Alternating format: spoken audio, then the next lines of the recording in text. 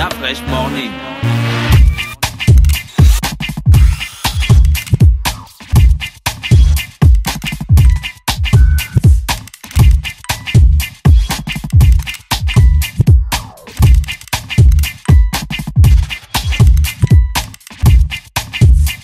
Le réveil matinal le plus haut de la capitale sur la radio. La plus haute de la capitale. Et c'est reparti sur les 104.5 Urban FM, la station urbaine avec Mosley. Mosley, bonjour. Bonjour Dafresh, bonjour tout le monde. Comment tu vas ce matin? Ça va très bien. Et le week-end?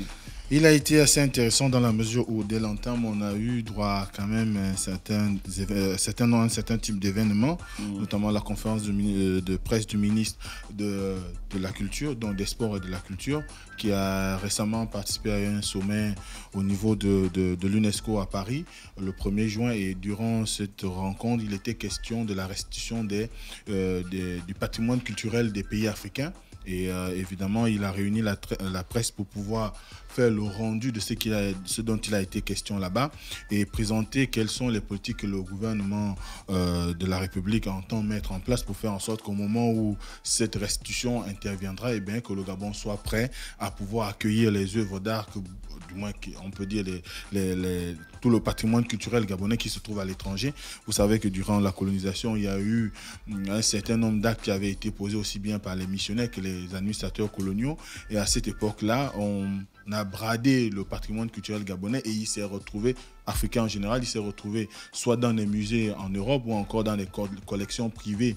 Et ce qui fait qu'aujourd'hui, avec la dernière sortie, notamment le discours du président français Emmanuel Macron à Ouagadougou, je vais y arriver, à Ouagadougou, il a été question pour lui d'indiquer que la France était désormais prête à pouvoir s'engager dans la voie de la restitution, donc du retour de ces biens culturels-là aux pays qui en ont été délestés ou dépossédés. Donc à ce moment-là, le Gabon, qui est un pays qui se veut suffisamment ancré dans la promotion de sa culture, de sa diversité culturelle, mais également qui a besoin aujourd'hui de se donner une identité sur le plan touristique et même sur le plan le divertissement, il a besoin que ces œuvres-là lui reviennent et qu'il puisse promouvoir sa culture de façon digne et honorable.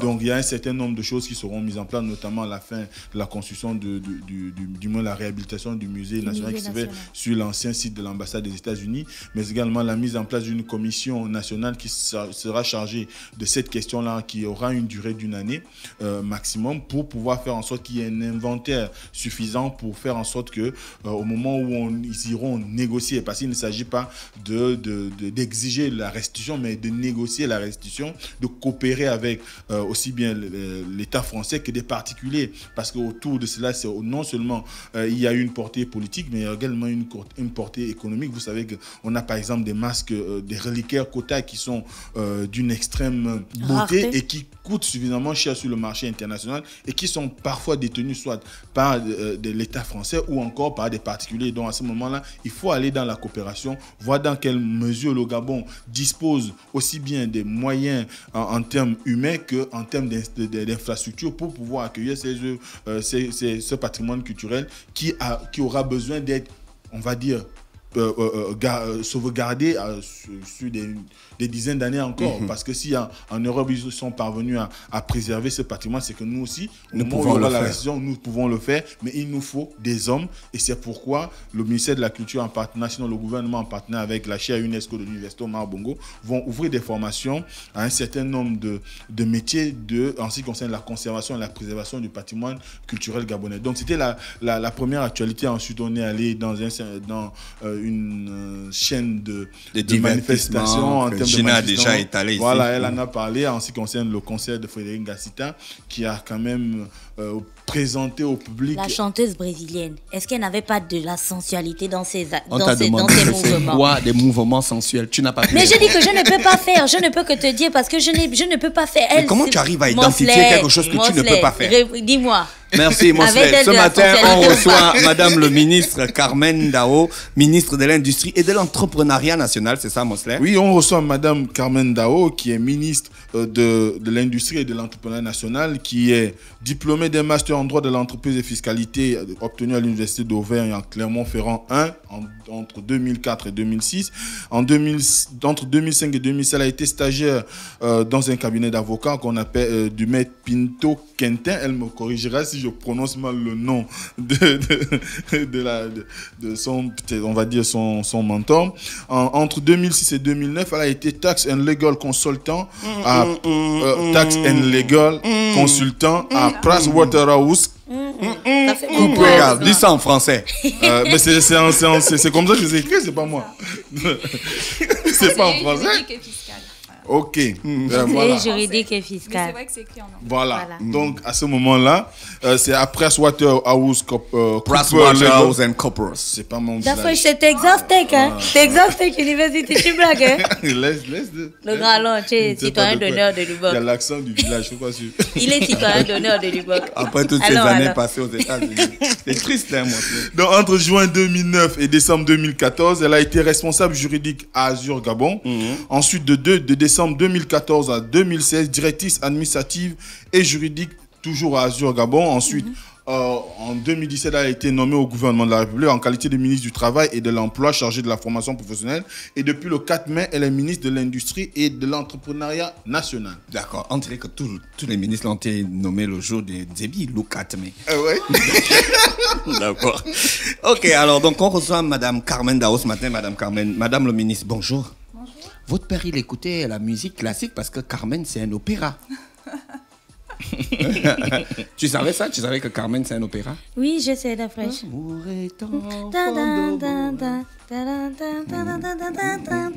Ouais, il y a des pendules qui avaient cette sonnerie-là. Vous êtes fille d'un mélomane?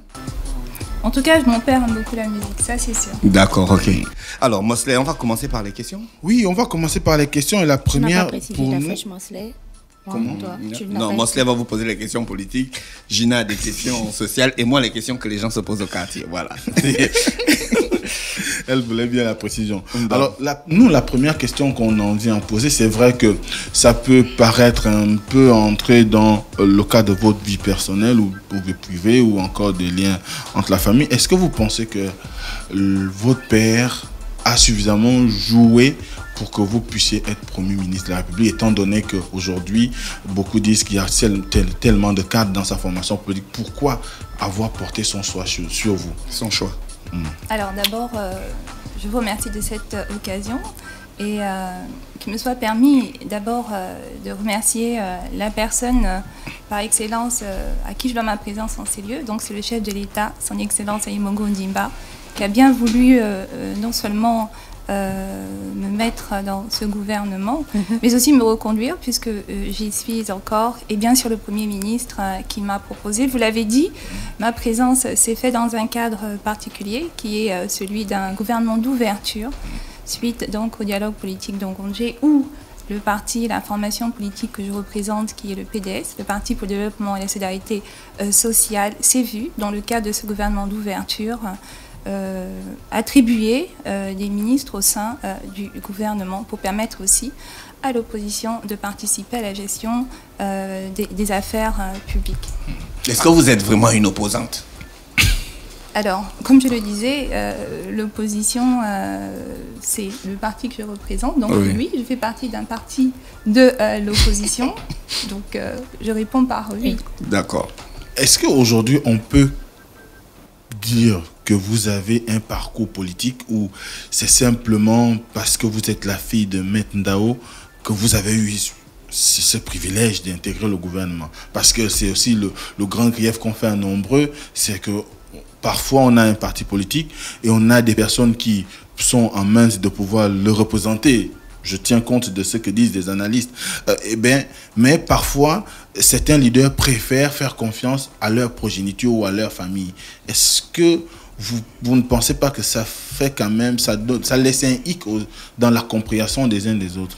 Alors, les gens, après, ils peuvent se faire leur opinion, mais pour ce qui est de ma part, le PDS est un parti d'opposition qui est déjà très bien je peux dire, implantés sur l'ensemble du territoire national. Nous avons plus de 54 élus locaux. Donc moi, personnellement, je suis militante de ce parti-là.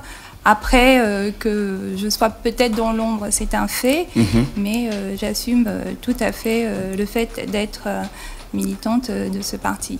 Est-ce qu'aujourd'hui, on va partir de ce cadre-là, est-ce qu'aujourd'hui on peut faire un état des lieux ou encore donner le poids que représente l'industrie aujourd'hui dans l'économie nationale? Eh bien, si on peut parler en termes de poids ou pour avoir vraiment une visibilité de ce que l'impact de l'industrie, on va déjà regarder, on va peut-être donner des exemples. Aujourd'hui, nous transformons le bois. Donc, nous avons toutes les transformations du bois qui sont faites sur place, ce qui n'était pas le cas. Donc, on sait que ça a été fait suite à une décision salutaire d'ailleurs du chef de l'État en 2009 d'interdire que le bois, en tout cas les bois de grumes, soient exportés. Donc ça, c'est déjà un fait. C'est le complexe métallurgique de Mwanda qui produit déjà. C'est les usines de production d'huile de palme. Nous en avons 2 à Walla, à Congo et Namula.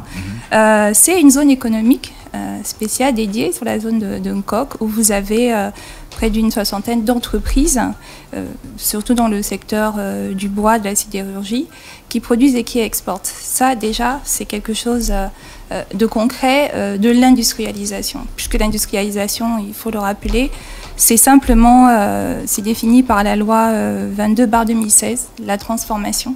Toutes les activités économiques qui concourent à la transformation des matières premières ou des ressources en produits finis ou semi-finis. Et outre l'aspect transformation, aussi le reconditionnement des produits finis ou semi-finis. Alors aujourd'hui, quelle peut être la stratégie que le gouvernement ou la politique industrielle que le gouvernement propose réellement pour faire en sorte que toutes les régions du Gabon soient impactées et qu'ils puissent bénéficier peut-être du même traitement qu'à Walla, que d'autres sites qui sont aujourd'hui mis en valeur? Moi, je voulais rajouter à la question de Mosley. Est-ce que le gouvernement va sur le chemin du Gabon industriel comme prôné dans le projet, le plan stratégique Gabon émergent? Est-ce que vous êtes sur cette route? Oui, tout à fait, parce que la stratégie nationale d'industrialisation est adossée au PSGE, le plan stratégique Gabon émergent. Donc le PSGE a mis en lumière certaines filières qu'il faut absolument développer pour diversifier l'économie. Lesquelles? Alors, nous avons le bois, par exemple, nous avons l'agriculture, nous avons le secteur des mines, nous avons aussi le BTP. Donc, l'ensemble de ces filières-là sont prioritaires industrialisées, si je puis dire. Et donc, c'est sur cette base, quand je parlais du bois, de l'industrialisation du bois, de la transformation du bois, il a été fait prioritairement parce que dans le PGE, c'est une filière prioritaire. Dans cette priorité, est-ce que vous mettez en avant le savoir-faire national ou bien vous êtes dans une stratégie de faire venir des industriels de l'étranger? Alors, ce qui est important dans l'industrialisation, c'est la valorisation des matières premières. Oui. Donc, le but, c'est que ces matières premières-là soient valorisées déjà au Gabon, donc par des entreprises locales. Ça veut dire que ça peut être des entreprises étrangères, mais qui vont venir sur le territoire gabonais, qui vont employer des Gabonais, qui vont former des Gabonais. Donc ce sont des entrepreneurs locaux. Donc c'est ce qui est important, valoriser, protéger nos matières premières en permettant leur valorisation sur place, soit en attirant des investisseurs, soit en faisant la promotion peut-être d'investisseurs locaux. Je peux peut-être prendre l'exemple par rapport au bois, on a eu la SNBG qui, quand il y a eu l'interdiction d'exporter, la SNBG a créé des usines pour transformer le bois, elle a employé des gens. Donc c'est vraiment une usine locale où en prenant des mesures d'interdiction d'importer certains produits industriels parce qu'on peut les fabriquer au Gabon. Et ça, c'est par des entreprises encore locales. Mais quand la SNBG crée des industries pour transformer le bois, il y a de grosses entreprises comme Rougier qui sont en crise. Est-ce que ça ne va pas frustrer les investisseurs internationaux? Alors la crise, je pense, elle touche tout le monde. Donc je pense que toutes les entreprises sont impactés. C'est pour ça qu'il y a eu un plan de relance de l'économie, justement, pour pouvoir redonner un souffle à ces entreprises. Quel était le poids du ministère de l'Industrie du Gabon dans ce plan de relance économique? Le plan de relance économique a un aspect qui consiste à diversifier les filières, donc en attirant des investisseurs privés. Et c'est là où c'est intéressant parce qu'il faut mettre en place tout cet écosystème pour attirer ces investisseurs. Il y a aussi une part locale, par exemple le remboursement de la dette publique, par exemple la mise en place d'un écosystème favorable comme la zone économique de Coq, qui a un régime fiscal privilégié. Les sociétés qui seront là-bas et qui majoritairement exportent ne payent pas d'impôts durant une certaine période. Donc ça, c'est des mesures au fait d'accompagnement pour permettre l'industrialisation. Ça, c'est le plan de l'économie. Pour diversifier l'économie, il faut le secteur privé. Pour attirer le secteur privé, il faut prendre des mesures pour que ce secteur privé, tant ceux qui sont à l'extérieur, trouvent des raisons de venir, et ceux qui sont déjà sur le territoire puissent aussi avoir un régime. Vous parlez d'exonération fiscale et ça renvoie à l'accompagnement pour la mise en place de la politique d'industrialisation du Gabon. Mais il se trouve que quand vous prenez par exemple le cas de Nkok, vous parlez d'une exonération sur une certaine durée, mais à la suite, il y a que ces entreprises sont vouées à l'exportation en majorité. Qu'est-ce que ça rapporte au Gabon concrètement? Parce qu'on ne peut pas avoir une entreprise qui a bénéficié d'un régime privilégié et qui exporte, et sur le plan local, peut-être que les produits qu'elle met en valeur, ces produits-là ne sont pas disponibles sur le marché. Comment on fait dans ce cas? Est-ce que ça a un impact sur l'économie nationale? Alors, on peut déjà s'intéresser, je pense, à l'objectif un peu de la stratégie d'industrialisation. On sait qu'industrialiser, c'est, on va dire, de manière significative, ajouter, on va dire, de la valeur. Une valeur significative à toute une chaîne, sur tout l'ensemble de la filière d'un produit. Et quand on regarde un peu les objectifs principaux de la stratégie d'industrialisation, vous avez par exemple la croissance du PIB, créer de nouveaux investissements et multiplier les exportations. Multiplier les exportations des produits finis ou semi-finis, encourager les PME et surtout créer de l'emploi. Donc sur l'aspect multiplier les exportations. L'industrialisation, pour qu'elle puisse emmener le développement d'un pays, il faut qu'elle passe par l'exportation. Donc ça, c'est important dans l'industrialisation. C'est pour ça qu'au niveau de Coq, le but pour nous, c'est d'exporter. Parce que plus on ajoute, exporter quoi? C'est-à-dire exporter déjà des produits semi-transformés. Le bois, le grumier n'est plus exporté, il est d'abord transformé. Alors, vous avez la première transformation, le bois de plaquage, où déjà le Gabon est leader en Afrique. Vous avez la deuxième transformation, la troisième, le mobilier, etc. Donc plus vous transformez, plus vous ajoutez de la valeur. Et plus vous renforcez au fait votre tissu industriel local. Vous créez de l'emploi. Vous avez des produits finis. Donc l'exportation, en fait, c'est très important pour nous de le faire. Mais au niveau de la zone de Coq, il est prévu aussi la création d'une zone d'investissement spécifique pour le marché local. C'est en cours. Donc pas seulement que l'exportation, ce qui est le cas effectivement jusqu'à aujourd'hui. Je voulais partir sur un autre plan parlant de l'industrie agroalimentaire. Aujourd'hui, on a le programme Graines. Comment ça se matérialise concrètement? Alors, on peut transformer le manioc, je pense, on peut transformer la banane. Est-ce qu'aujourd'hui, on peut véritablement parler d'une industrie agroalimentaire au Gabon? Pas encore, mais on est en cours, puisque déjà, je crois qu'Olam, il n'y a pas très longtemps, a commencé déjà à exporter de l'huile de palme. Donc c'est déjà mais avant Olam, il y avait quand même Agro-Gabon, à Makoke, Vegab et tout ça. Ça existait déjà. On faisait déjà beaucoup de choses. Le challenge, il est là, de reprendre tous ces produits, les manufacturer pour les exporter. Donc je pense qu'il y a le programme Graines qui est là, effectivement. Je crois que le ministre en charge de l'agriculture a dû bien en parler, tout cet ensemble d'écosystèmes que nous sommes en train de mettre en place, mais le but c'est d'arriver, de passer effectivement de l'agriculture à l'agro-industriel. Cet écosystème-là, vous avez mesuré ça dans le temps, la mise en place, vous avez mesuré ça dans le temps, puisque le président en décembre dans son discours disait qu'il voulait des résultats rapides. Quel est le laps de temps que vous mettez que vous vous êtes donné pour que ces réalisations soient concrètes? Alors en termes de laps de temps, je dirais que Olam a déjà commencé à créer des usines. C'est déjà du concret à mon sens. C'est quand même une première. Après, je pense qu'il y a l'ensemble des programmes qui sont faits, qui ont une certaine durée, puisque au niveau de l'agriculture, nous avons aussi la particularité de tenir compte de la préservation de l'environnement. Donc il y a aujourd'hui des contraintes pour lesquelles, parce que nous voulons au Gabon un développement durable, mais une industrialisation aussi qui tienne compte de l'écosystème. Donc je pense que les choses vont prendre le temps qu'elles doivent prendre, mais tous les programmes actuellement sont déjà en cours.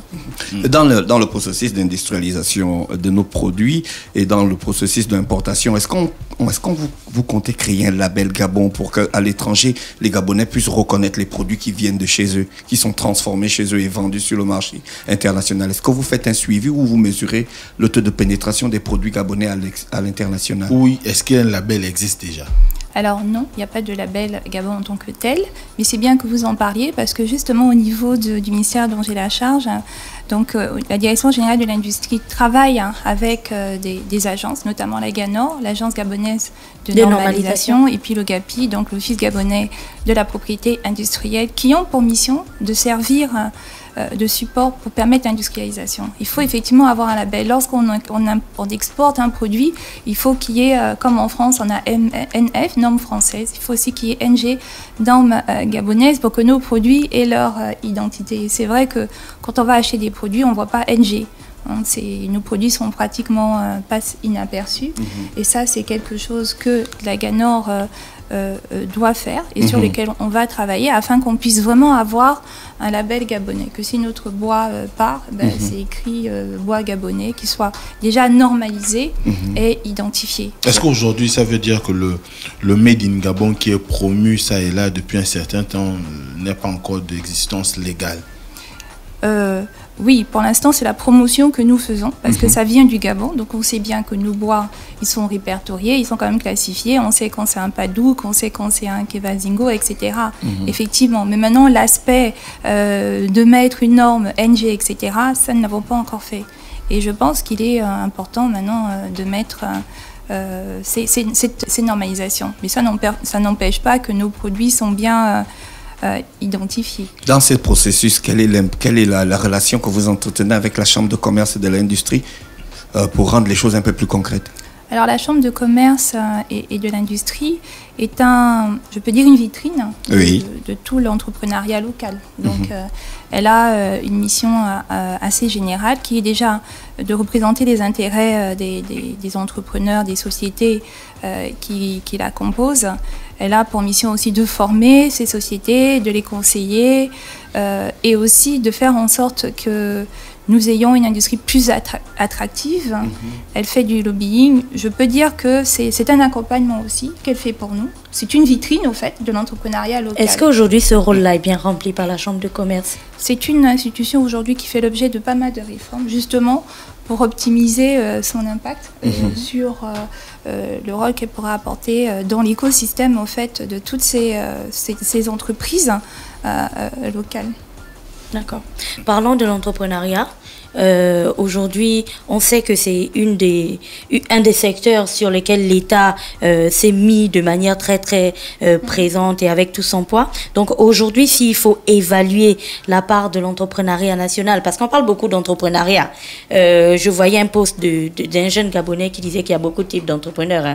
Novella, c'est plein de choses, mais c'était pour dire que c'était beaucoup dans la communication, mais rien dans les effets et dans les résultats. Donc aujourd'hui, qu'est-ce que ça représente réellement l'entrepreneuriat gabonais? Alors, je pense que peut-être les résultats ne sont pas perceptibles pour deux raisons. Déjà parce qu'il y a un écosystème d'abord à mettre en place pour que les gens comprennent exactement ce qu'est l'entrepreneuriat. Et puis, peut-être on ne communique pas vraiment sur les résultats. Parce que je peux vous assurer que nous avons des champions nationaux. Ils ne sont peut-être pas connus, mais ils sont là. Donc l'écosystème en lui-même... Un exemple de champion national, par exemple? Je pense par exemple alors c'est Pauline Joyce Abbé Solobam, d'ailleurs pas plus tard, qui est passé hier ou avant-hier, je pense, pour son entreprise sur le recyclage et collecte, donc qui a été gagnant d'un concours qu'on appelle le Grand Prix d'Excellence. Est-ce que l'entrepreneuriat gabonais se limite à ça, à gagner les concours et les prix, alors que sur le terrain, il n'y a vraiment pas d'expression concrète? Alors, pour revenir un tout petit peu, parce qu'il faut que j'explique pour qu'on comprenne bien cet écosystème. C'est d'abord, il faut le rappeler, c'est une vision du chef de l'État, de vraiment ancrer l'entrepreneuriat dans l'esprit des Gabonais. Nous savons que dans le cadre de la lutte contre le chômage, l'entrepreneuriat est une clé importante. Je le rappelle à chaque fois, nous avons la fonction publique qui est de plus en plus saturée, nous avons le secteur privé qui aussi est exigeant parce qu'aujourd'hui on veut des jeunes qualifiés qu'on ne trouve pas toujours disponibles sur le marché du travail. Il y a aussi la crise économique qui est là, il y a les carnets des commandes qui baissent. Donc il y a une autre voie qu'on appelle l'auto-emploi. Et cette voie est une voie par excellence parce qu'elle permet à une personne qui a reçu une formation de s'auto-employer et aussi d'employer. Donc c'est vraiment une volonté d'emmener les gens à s'intéresser à l'entrepreneuriat. Malheureusement, on peut avoir une idée et comme je dis, un talent, mais le talent ne suffit pas. Il faut encore pouvoir passer de l'idée au projet, du projet à sa structuration et avoir des conseils comme ne pas confondre les bénéfices et le chiffre d'affaires, comme on le voit souvent. Et on s'est rendu compte qu'effectivement, il y a beaucoup qui se lancent dans l'entrepreneuriat, mais qui n'arrivent pas à aboutir parce qu'ils n'ont pas un encadrement. La stratégie était donc de mettre en place un écosystème avec des structures qui vont encadrer justement les jeunes, les gens qui ont des idées pour leur permettre de rentrer de créer une entreprise, on va dire ça comme ça. Et cet écosystème passe par ce que nous appelons des incubateurs, qui sont des structures d'accompagnement pour créer des PME. Et donc, il y a un certain nombre d'incubateurs qui existent déjà, qui sont sur place. Nous avons l'incubateur national qui est, que nous avons donné la gestion à une ONG, GIE Gabon. Oui. Nous avons aussi d'autres incubateurs, je pense à l'Entrepreneurium, je pense au Guelab, je pense à certaines associations. Nous avons un incubateur aussi au niveau de Port-Gentil, actuellement au niveau de Mouila au lycée technique. Et nous avons un qui va ouvrir un coq pour le bois d'ici la fin du mois. Et il est prévu la fin d'année un autre dans la Nyonga, et à partir de l'année prochaine dans l'Ambarainé pour les métiers de la pêche, etc. Donc ces structures-là, en fait, elles sont là pour orienter les jeunes qui veulent aller dans l'entrepreneuriat, pour les aider à monter un projet. Donc, ça veut dire que si aujourd'hui quelqu'un veut réussir dans l'entrepreneuriat, il faut vraiment passer par ces structures. Et c'est cet écosystème, en fait, qui a été mis en place, qui existe, qui est là. Là, si vous allez par exemple à l'espace PME, vous allez trouver toute la liste des incubateurs présents. Bon, encore, il faut y aller, parce que souvent les gens ne vont pas chercher l'information, et c'est peut-être pour ça qu'on voit peu d'impact. Donc, il y a d'abord l'écosystème qui fait qu'on ne voit pas les résultats tout de suite, comme vous m'en parliez. Après, il y a de ces incubateurs beaucoup de jeunes entrepreneurs qui sont sortis, qui ont eu des outils, parce que dans les incubateurs, il y a deux choses. Il y a les formations qu'on donne et l'accompagnement. Il y a beaucoup de programmes qui ont été mis en place où des jeunes ont bénéficié de financement pour pouvoir réaliser des projets. Donc, ça, c'est l'accompagnement. Et il y en a aujourd'hui qui continuent toujours à exercer. Et donc voilà, c'est ça, l'écosystème d'abord, et puis la communication. Savoir que ces incubateurs existent, et là, il faut que nous communiquions vraiment dessus. Que j'ai envie de monter un projet, je vais d'abord me renseigner auprès d'un incubateur ou d'une structure dédiée pour savoir comment on fait.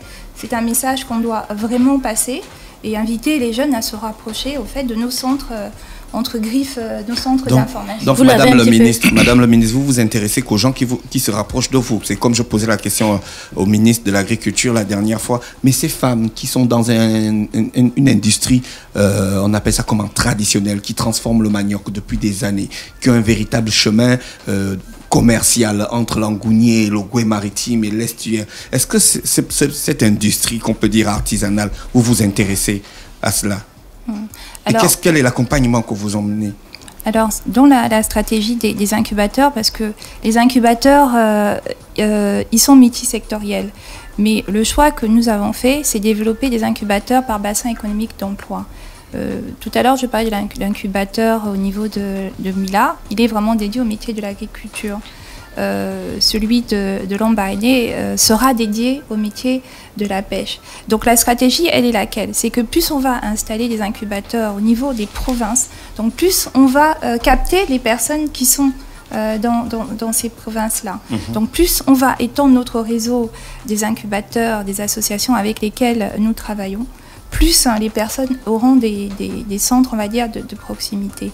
Après, quand je disais qu'il faut aussi que les gens cherchent information, les ministères ont des sites, on a des pages Facebook, on a des espaces. Il faut aussi parfois aller chercher ces informations. Est-ce que vous l'avez un petit peu abordé. Est-ce que les incubateurs, c'est pas un peu trop long pour certaines personnes? Ils sont là, ils ont l'impression de refaire l'école et tout, venir s'asseoir, écouter des conseils des personnes qui ne vivent pas les mêmes réalités, le même quotidien qu'eux. Est-ce que c'est pas un peu trop long? Est-ce que les jeunes ou les femmes ne veulent pas passer à l'action rapide, rentrer dans le système industriel, commercial et puis se lancer? Et je vais rajouter, pardon Madame la Ministre, je vais rajouter, aujourd'hui on a l'impression qu'en ce qui concerne le Gabon, on a un entrepreneuriat de Libreville et de l'Estuaire. Oui, vous avez parlé de Mula, vous avez parlé de Lambaréné, mais on a 9 provinces. Et Mosley, combien de villes aujourd'hui, donc pour un jeune qui se trouve à Moulengi Binza par exemple et qui a envie de créer une entreprise pour venir en support à peut-être un grand groupe qui se trouve dans sa zone, comment est-ce qu'il fait? Est-ce qu'il est obligé de venir à Libreville? Est-ce qu'il est obligé d'aller à Mouila, à Lambaréné? Est-ce que vous ne pensez pas qu'il y a une sorte de délaissement des autres provinces? Et quelle est la stratégie d'expansion que vous avez donc de ces incubateurs-là, mais avec une période bien définie, quoi? Déjà, pour répondre à la question de Dafresh, quand vous dites oui, effectivement, les jeunes sont pressés, mais quand on regarde un peu les statistiques, beaucoup de gens qui se lancent dans les entreprises tombent parce qu'ils ne savent pas gérer. Il y a des femmes qui vendent le piment depuis des années. Hein. Elles payent l'école des enfants, je pense qu'elles gèrent bien.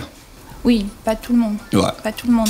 Nous savons qu'il y a au niveau du Gabon cette culture entrepreneuriale que nous n'avons pas. Après, je sais qu'on va regarder un peu nos frères de l'Afrique de l'Ouest. Effectivement, vous allez trouver des vendeuses de gâteaux qui vont nourrir toute leur famille, scolariser leur famille et même envoyer leurs enfants faire des études. Pourtant, elles ne vont pas à la banque et elles n'ont pas de diplôme. Ouais. Voilà, donc il y a une culture entrepreneuriale. C'est des peuples commerçants depuis des siècles, si on regarde dans l'histoire. Eux, ils savent gérer, voilà. Donc ça, il y a pour certains, c'est inné. Pour d'autres qui ont été habitués à un secteur tertiaire, etc., c'est peut-être pas aussi évident. Donc il faut une éducation financière. Il faut bien qu'on donne à ces personnes les outils de pouvoir réussir à gérer une entreprise, parce que c'est pas aisé. Au niveau de l'accompagnement de ces jeunes, nous avons souvent discuté avec les banques et nous ont dit très souvent quand les jeunes viennent ou les entrepreneurs ou les personnes viennent demander des prêts, ils viennent avec des idées. Qu'elles ne donnent pas, soit dit en passant. Parce qu'elles nous disent très souvent, parce que les banques ont toujours des capitaux de risques qu'ils gardent pour ça. Mais ils disent très souvent que quand les jeunes ou les gens viennent nous voir, ils viennent avec des idées, pas des projets. Donc c'est pas bancable. Il y a vraiment un travail de structuration à faire. Et ça, c'est le travail aussi des incubateurs. C'est-à-dire qu'il faut qu'on apprenne aux gens de dire quand on a vraiment une idée, il y a une structuration à faire, il y a un état d'esprit, il y a un coaching à faire. Rien que pour dire à quelqu'un, par exemple, que vous savez, ce que le boutiquier d'en face fait, c'est pas exceptionnel. En réalité, vous pouvez le faire. Donc ça, déjà, c'est déjà au fait une conscientisation à faire auprès des gens en disant il y a parfois des opportunités d'emploi qui sont devant nous, il y a des opportunités d'entrepreneuriat qui sont devant nous, mais parfois on ne sait pas voir parce qu'on n'a pas eu l'habitude d'eux, parce que c'est pas évident. Donc il y a vraiment d'abord un travail de fond à faire au niveau de nos mentalités qu'il faut comprendre pour qu'on voit les opportunités parfois qui sont devant nos yeux. La dernière fois on parlait, c'était la caravane d'entrepreneuriat qu'on avait eue à Port-Gentil et on disait, c'était un jeune qui voulait faire une structure au centre-ville, on lui a dit mais pourquoi ne pas la faire dans ton quartier ? D'abord, ça va te coûter moins cher et en plus, tu vas pouvoir coopter les gens de ton environnement. Ah oui, j'avais pas pensé. Donc, il y a plein de choses comme ça qu'il faut déjà qu'on s'intègre. C'est pour ça que ça prend du temps. Parce qu'on peut vous donner de l'argent, mais si on vous donne, par exemple, 5 ou 10 millions, que vous ne savez pas gérer 200 000, ça n'arriverait jamais. Donc, il y a forcément un passage obligatoire. C'est ça, au fait, des incubateurs. C'est comme une école. Vous avez une politique spéciale pour l'entrepreneuriat féminin ? Et au-delà de ça, quelle est aujourd'hui la coordination qui est mise en place entre le ministère des PME, le ministère du Commerce et de l'Investissement et votre ministère? Alors, tout simplement pour dire que l'entrepreneuriat national, nous sommes un ministère support. Nous travaillons avec tout le monde. Parce que l'entrepreneuriat national, c'est comment arriver à valoriser nos nationaux, nos locaux. Quelle est la politique d'accompagnement que nous avons en réalité pour aider une personne qui veut monter une entreprise, donc depuis le moment où elle va monter cette entreprise et les chances qu'elle a après de devenir un champion. Donc nous, on est transversal, on n'est pas lié à un ministère clé. Donc c'est vraiment un peu cette démarche que nous avons. Nous regardons un peu l'écosystème. Donc, comment les jeunes sont accompagnés, comment faire effectivement, comme disait Gina, pour que très rapidement, ceux qui sont, par exemple, dans la Nyonga ou tout au sud, où on n'a pas encore une structure et on a ce jeune qui a envie de créer une entreprise, mais qui n'a pas d'écoute, effectivement, ça, c'est une préoccupation. C'est pour ça qu'on doit accélérer. La politique, elle est de mettre des incubateurs sectoriels. On a commencé, c'est en cours, mais il faut rapidement trouver le moyen, par exemple, de recruter toutes les petites structures associatives, bénévoles, qu'on peut trouver. Et là, c'est important pour nous de travailler avec toutes les bénévoles, les associations, etc., les regroupements, pour pouvoir donner, ne serait-ce qu'à ces jeunes, où qu'ils soient, des outils nécessaires pour pouvoir déjà eux-mêmes commencer à soit faire leur business plan ou soit lever des fonds, parce qu'il y a plusieurs façons de lever des fonds, il n'y a pas que la banque, on a beaucoup de systèmes aussi qu'on connaît, on connaît l'épargne, on connaît les tontines, on connaît plein de choses comme ça qui font que très souvent on arrive parfois à s'en sortir. Et ça c'est vraiment urgent de le faire. Ça c'est vraiment des, on va dire comment, c'est vraiment des idées. Est-ce que dans votre stratégie c'est déjà élaboré sur un papier? Est-ce que vous avez déjà commencé à travailler dessus avec vos collaborateurs? Alors moi j'ai déjà entrepris de rencontrer les incubateurs. J'en ai déjà rencontré pas mal. Vous savez, je suis là il y a un mois. Donc il y a déjà ce qu'on appelle un mapping. Oui, mais vous êtes ministre depuis 2017 quand même. Oui, je parle du secteur de l'entrepreneuriat spécifiquement. Parce que le plus important, c'est qu'en réalité, nous avons déjà tout. Les incubateurs sont là, l'écosystème est en place, celui des incubateurs et les financements. Puisqu'en matière de financement, il y a des fonds qui sont mis en place. Je pense par exemple au fonds Okume, qui est un capital qui accompagne les entrepreneurs, ceux qui veulent monter une entreprise comme ceux qui ont déjà une entreprise. Au niveau des financements, nous avons l'État gabonais a contracté un certain nombre d'emprunts pour des programmes. Je vais citer celui de la Banque mondiale. Il n'y a pas longtemps, le PRODES, qui consiste dans un de ses volets, parce que c'est un programme global qui vise à réformer la formation professionnelle pour avoir un modèle qu'on appelle l'apprentissage dual plus adapté. Et il y a aussi un volet entrepreneuriat qui vise à former 2000 jeunes donc sur le programme pour leur donner les outils d'entrepreneuriat et parmi ces jeunes-là, suivre 150 projets. Donc ça existe déjà. Les 300 jeunes, je crois que j'étais à la NPI la semaine dernière, ont commencé leur formation d'entrepreneuriat. Les financements sont là, les acteurs sont là, les structures sont là. Maintenant, il y a à vérifier sur le terrain, parce que l'entrepreneuriat, c'est un travail de terrain. Donc la stratégie, elle est là. Multiplier les incubateurs de manière en menant chacun des provinces, identifier les acteurs. Mais il faut une bonne coordination. Nous devons nous assurer qu'on a un bon réseautage entre tous les incubateurs, eux-mêmes déjà. On doit s'assurer qu'on a aussi des relais, parce que l'État travaille avec des relais, qui peuvent être des associations, des mutuelles, des étudiants, etc. On doit s'assurer que les financements qui sont là soient bien coordonnés pour être sûr que quand on va commencer à avoir un financement pour un projet où un jeune va gagner, et après on se rend compte que, il a peut-être besoin d'aller plus loin, etc. Et il faut y trouver un autre financement. Donc nous, on doit s'assurer que cette personne soit bien suivie. Donc, bien vérifier notre politique d'accompagnement. Et ça, c'est du terrain. C'est vraiment regarder comment ça se passe. Donc, pour dire oui, il y a une stratégie.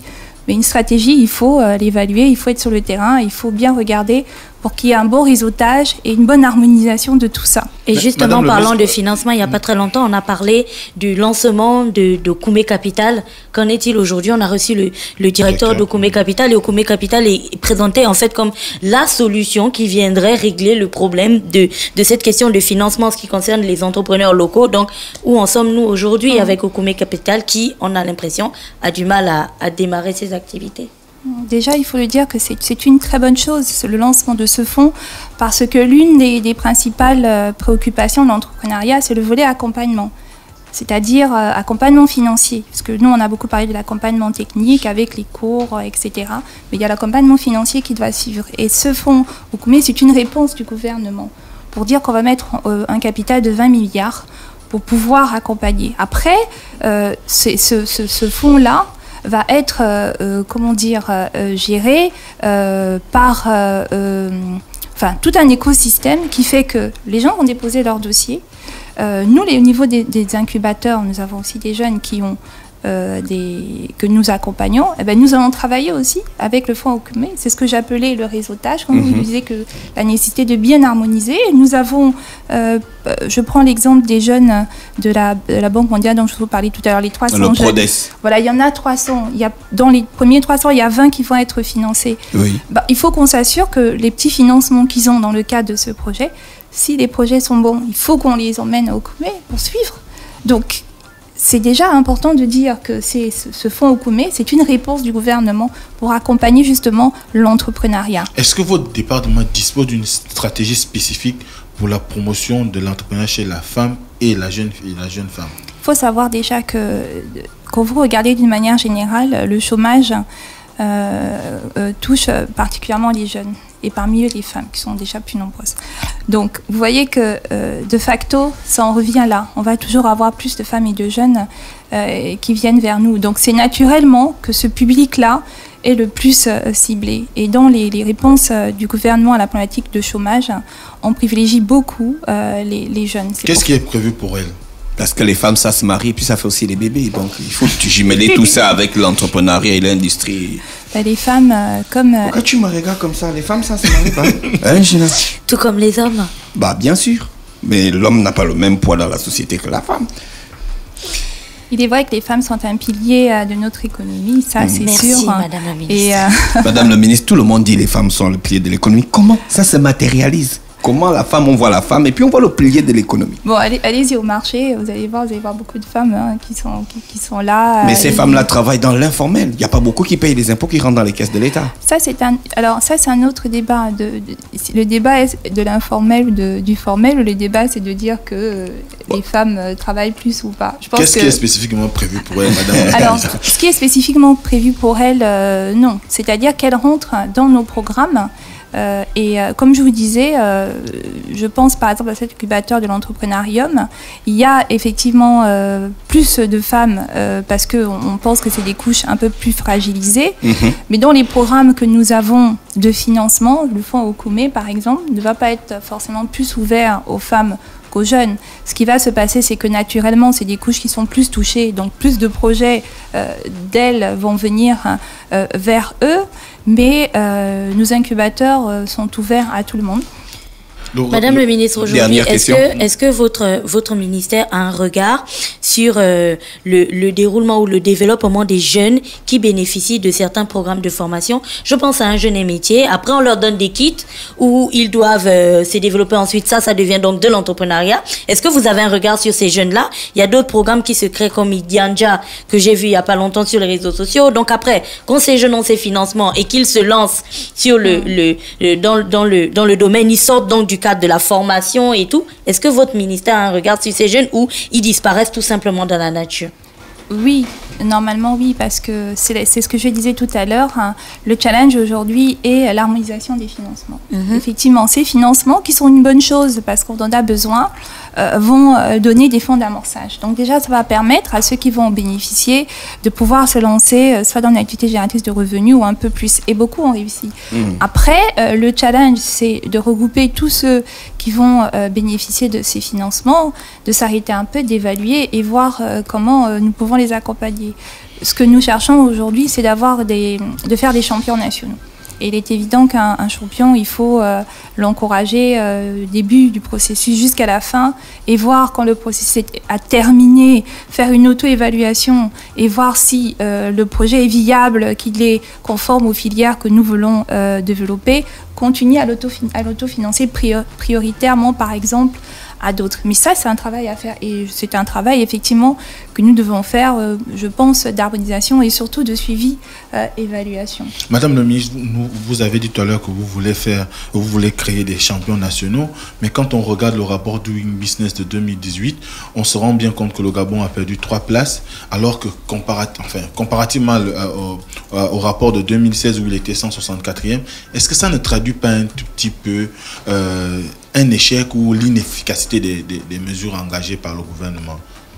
Moi, je pense tout simplement que ça nous appelle à redoubler d'efforts, déjà, parce que c'est aussi, comme je disais en ce qui concerne l'entrepreneuriat, parce que je vais me limiter à ce domaine-là, où l'industrialisation, il y a bien des effets. Tout à l'heure, on a parlé des entreprises industrielles, on a parlé des incubateurs, mais je pense qu'il faut parfois du temps pour qu'un écosystème produise du fruit. Donc je pense qu'il faut rester concentré sur les chantiers prioritaires. Je crois qu'il faut redoubler l'effort. Je crois qu'il faut bien harmoniser les politiques intersectorielles et prendre aussi le temps d'évaluer ce qu'on a déjà fait et pouvoir se concentrer sur des modèles qu'on a déjà, qui sont déjà du concret, et voir comment on peut les pousser. Le challenge, quand vous avez l'entrepreneuriat et l'industrie, c'est que nous avons effectivement des entrepreneurs, mais il faut qu'on puisse arriver maintenant à avoir des produits manufacturés qui vont être produits en série et qui vont être exportés. Comment faire pour qu'on passe de l'entrepreneuriat national, c'est-à-dire nos produits, à des produits maintenant de qualité et à des produits qui vont être normés, on en parlait, pour qu'on puisse les exporter. En regardant ce que nous avons déjà, en regardant les gens qui sont déjà là, en regardant l'écosystème qui est déjà là, et en essayant d'appuyer ceux qui peuvent l'être parce qu'ils ont déjà quelque chose, ils ont déjà un acquis, des compétences, en les poussant pour pouvoir augmenter leur production et derrière employer plus de gens. C'est ça vraiment le challenge. D'accord, Madame le ministre, merci d'avoir accepté notre invitation. Oui, Mosley, on avait déjà dit dernière question. Oui. Alors, la dernière question, évidemment, tout au long de l'entretien, on a parlé des mesures d'accompagnement des entrepreneurs, mais également des structures qui pourraient les accompagner. C'est vrai que vous avez effleuré la question on va dire, de ce qu'il y a comme aujourd'hui changement, du moins de réforme au niveau de la Chambre de commerce et de l'industrie. Est-ce qu'il n'est pas possible aujourd'hui de penser à une expansion territoriale de cet organe? Eh bien, je pense que c'est une réflexion qu'il faut mener. Pour ma part, je crois que ce qui est important déjà, c'est au niveau national de bien consolider déjà nos politiques, de bien faire du mapping et répertorier l'ensemble déjà de nos structures industrielles. C'est plus les pousser à se développer et surtout d'avoir un écosystème plus favorable pour attirer encore d'autres investisseurs, pour permettre que nos matières premières soient de plus en plus non seulement développées sur place, mais aussi qu'on puisse avoir de plus en plus de produits finis de bonne qualité, pour pouvoir aussi à notre tour... Est-ce qu'il ne faut pas aussi essayer de regarder un peu les formations dans les établissements techniques, par exemple la chambre de commerce, le lycée technique, tous ces établissements? Est-ce que vous avez pu...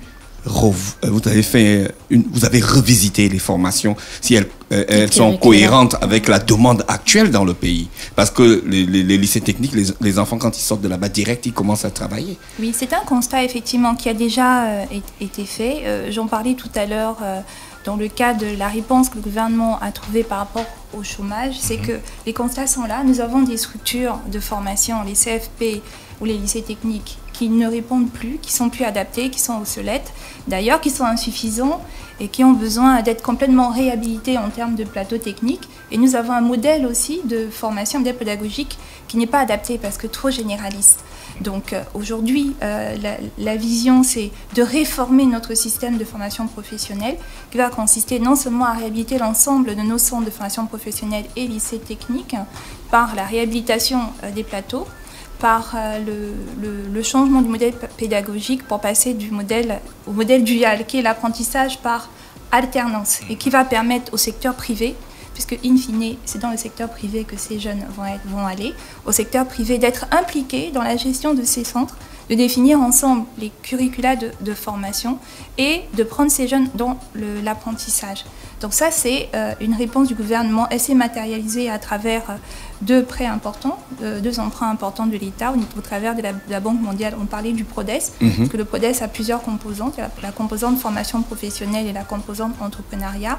Et au niveau aussi de la BAD, la Banque africaine de développement, ce sont des prêts pratiquement pour chacun de 100 millions de dollars qui s'étalent sur 4 à 5 ans et qui vont viser à réhabiliter tous nos centres.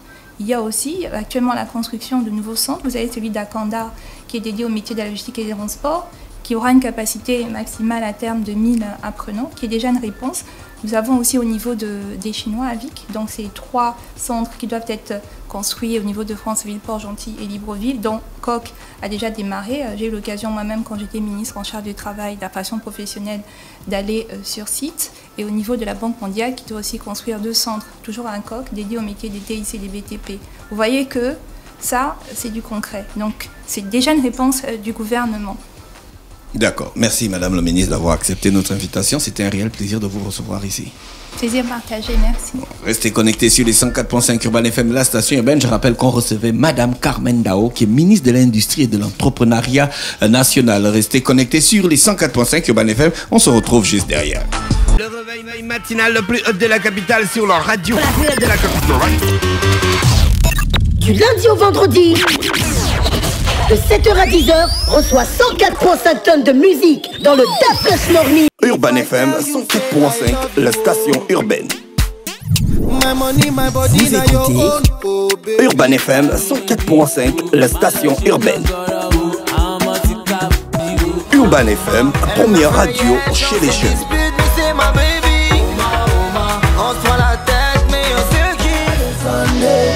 Urban FM, la radio des musiques urbaines. Urban FM 104.5, la station urbaine. Da Fresh Morning.